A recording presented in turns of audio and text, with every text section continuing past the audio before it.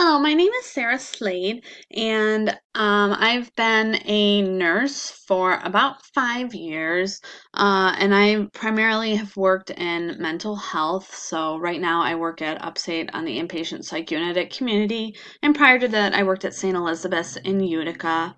Also on the inpatient psych unit. So my interest in palliative care is personal but also professional. My next door neighbor when I was growing up had ALS or Lou Gehrig's disease, and she was actually on a PBS special about hospice. So that's what kind of introduced me to the topic. Her husband also had hospice towards the end of his life with heart failure, I believe is what he had, or CHF. And they just couldn't say enough about it, how they came in the home and made end of life much easier and more comfortable for both of them in both situations. So that's what kind of introduced me to the topic. It's kind of unusual for someone with a psych background to necessarily be interested in palliative care. However, I'm a huge advocate for my patients, and I have noticed that this patient population really does not get the care it needs when it comes to palliative care, unfortunately, because once someone is diagnosed with a psychiatric disorder, they're kind of forgotten in the system sometimes, and unfortunately, people with mental health disorders certainly get disorders that require palliative care at the end of their lives. So it can be a huge disservice, and I've personally seen that in both hospitals because you can certainly treat a psych condition much easier on a medical floor than vice versa. We actually had one patient one winter at St. E's that well, without getting into too much HIPAA stuff, I guess.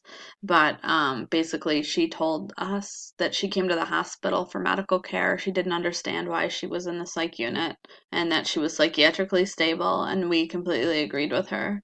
Um, so it was very unfortunate. So that's my interest in palliative care. So doing a pretty intense search online. I couldn't find too many tools or websites that specifically address mental health for palliative care. However, this European Association for Palliative Care did a really good job. It's a really great website. It has a lot of information. And I just tried to shoot a video about it and it took 20 minutes. So I'm redoing it to try to do it down a little bit because I'm talkative, I guess. No, there's a lot of great information on this website for more than just psych because really there was no psych specific palliative care resources out there, unfortunately. And I think one of the main points that one of the papers I'll bring up states is that we need more research and more defined roles for psychology in palliative care, which is kind of interesting to me because, when I first think of palliative care, obviously I think dying, cancer, pain. Those are probably the three buzzwords I would think of. However, associated with that would be psych. I mean, it's to me like death is very scary. Um, I'm not necessarily religious, so to me, that's the end.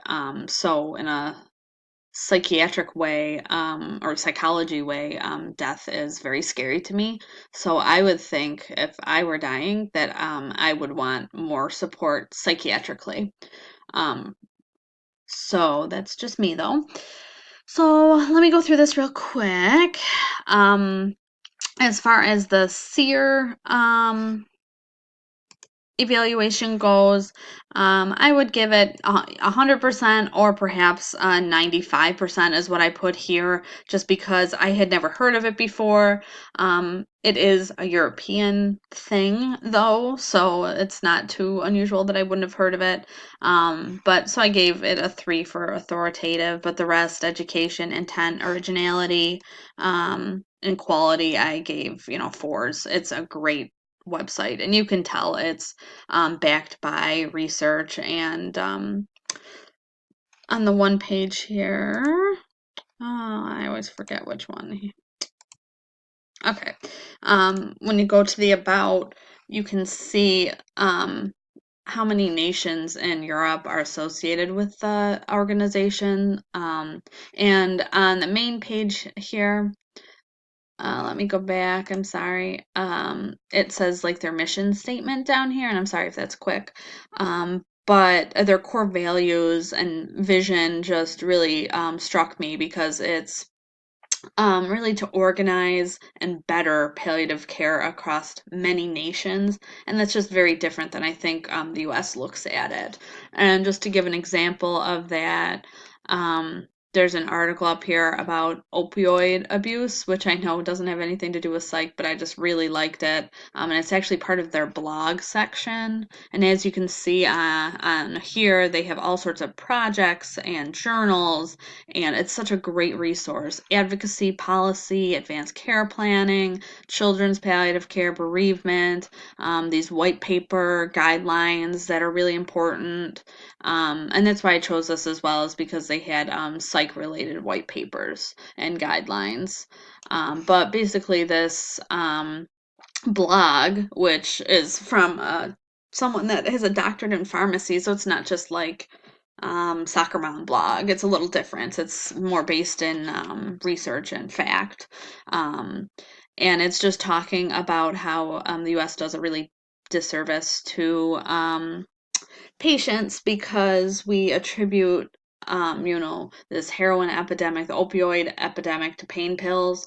And he's basically saying that it's a disservice to patients because we're not allowing for people who need it, like if you have chronic back pain or your end of life care, to have appropriate medications, and your quality of life is then affected when it's really a heroin issue. So I thought that was very interesting because it's a different way of looking at it. And that's kind of how they approach palliative care in general. It's just different than the US. Um, they have these projects and task forces, which is kind of what I focused on, and then the white papers. And it has everything from euthanasia, physician-assisted suicide, advanced care planning, improving support for family members and palliative care. Um, they really have good sections also on dementia, people with intellectual disabilities, just topics that I have not seen on US websites.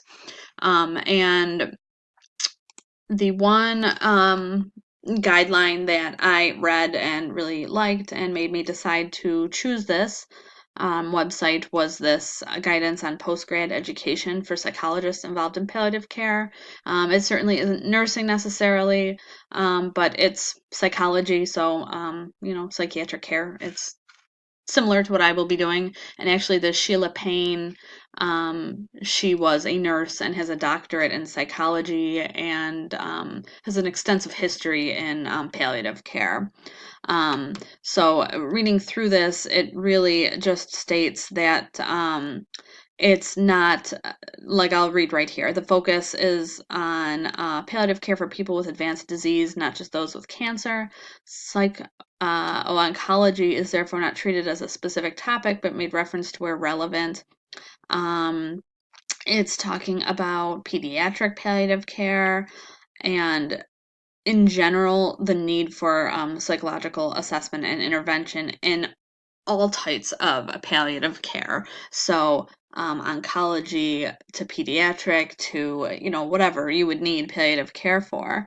And it's basically stating in the background here that it's expected that all professionals working in palliative care acquire these basic psychological assessment and needs, but that's not true in any other case. If it was medical, you would get your medical specialist. So it's not appropriate to just assume that everyone else is going to take care of it. You really need psych to take care of it. And, psychologically, dying is a huge thing. Whether someone admits that or not. So in palliative care, it should be as important um, as managing someone's medical issues or pain. And that's basically what that says. And I just really like this website because it had this guideline. And I know it's not necessarily a tool to use, but it kind of is. it also has links to other websites and tools. It's just a really great website. So I would advise you to take a look at it. Um, and it's all about improving support, and improving palliative care, improving quality of life, towards the end of life. And so they have this, what's the word I'm looking for here? Image, that says, that basically mental health specialists should only be advised or used when it's psychotherapy. And this paper is saying no, that's not true. They can do a lot more than that. And they interviewed psychologists and psych professionals, and this image shows what they say that they do on the daily with people, and it should be, and it's just like consults, and it should be more than that. um it is counseling, but really towards the end here, like research and advocacy, and support, papers, education, like those should be up top as well. And it's just saying that psychology has a much bigger role in palliative care, or it should, than it does. And it goes through, I mean, this is a 15-page paper. Obviously, we're not going to go through it all, but it has, goals, and it's very specific, and it actually has a syllabus. So you can actually use this, and like in real life. So, it isn't just theoretical. It's based on the WHO's definition of palliative care. Like it's very specific, and it has very good goals. And it kind of made me think, you know, the US in some respects is quite behind in psychological care, because I don't know of anything like this in the US. So this is the woman that wrote the paper, this Sheila Payne. And so this was under the blog portion as well. Um, and you can get information here. They have a contact you site, they have links. It's just a really good website. And again, I talked double what I was supposed to, and I apologize, but they're like a huge resource, though. They have things on policies and ethics and education, volunteering. You can get things in different languages. It's very accessible. And although it is based in research and it's more geared towards professionals, I think it's a good resource even for patients that you could use. Um, I know it isn't a US site necessarily, but I think the information it has is applicable, and it should be applicable, certainly. So thank you for listening to me ramble on. This is a great website. I hope if you guys are in palliative care, that you use it. All right, thank you.